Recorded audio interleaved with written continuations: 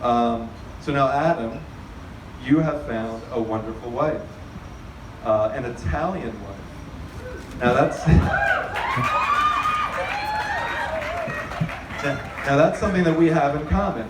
We both have Italian wives. That's right. Now, an Italian wife is just like any other wife, just more.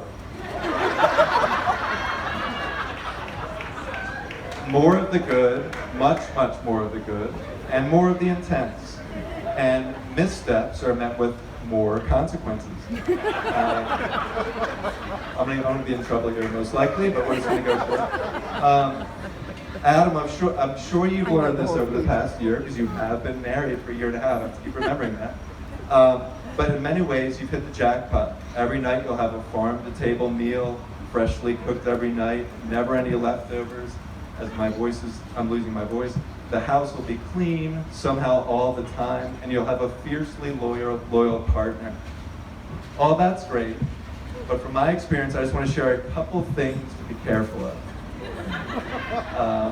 So if guests are coming over, it won't make sense to you, but the house has to be perfect. Non-Italian wives have a standard for this too, but Italian wives take it to the next level. The goal for the Italian wife is to make it look like no one has ever lived in the house, ever. They actually want the guests to come in and say, wow, does anyone even live here? It's so clean. To get the house in that state, I've found it takes about 48 hours. Your wife will do the majority of the work, but this is a very important part, so I want you to make sure you're listening. If tasks are delegated to you, you do them right away. Okay? Listen to me. Listen, right away. If you hesitate, that might be the last thing you ever do. Okay? All right. So I'm droning on, but we're almost there. So the second and final piece is pretty obvious, but avoid arguments at all costs. Arguments are going to happen in marriage. It's part of the game. But there are two kinds of arguments. Yeah, you guessed it.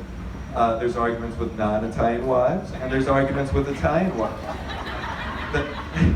The best way I could describe the difference is this. When arguing with a non-Italian wife, it's sort of like running into a black bear or a brown bear in the wilderness. Experts say if this happens, you raise your hands up in the air and you yell. And chances are you're going to come out okay, and the bear might run away.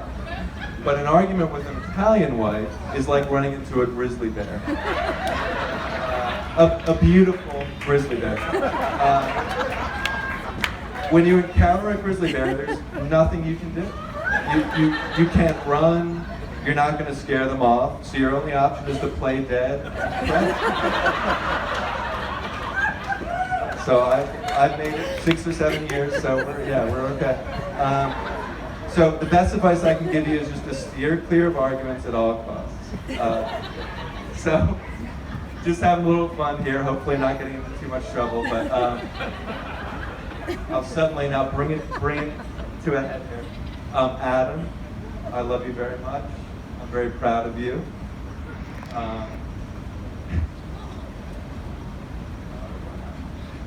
Oh my God, Kathy, I'm crying. This is good. Because people are poking fun at me, Nate doesn't cry. Like, oh, Adam's the crier, Nate doesn't cry.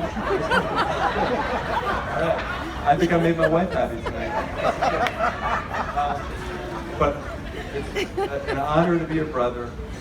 And Jimmy and Adam, you are a tremendous blessing in our lives. Our kids love you. You're the best aunt and uncle. Can't wait till you have your own little pizza bagel of your own. It's a nice Italian-Jewish combo. We love you so much. I have to do a cheers, I guess. So if everyone can raise their glasses. Okay. May the Lord bless you and keep you. May He make His face to shine upon you and give you peace. Cheers. Love you guys.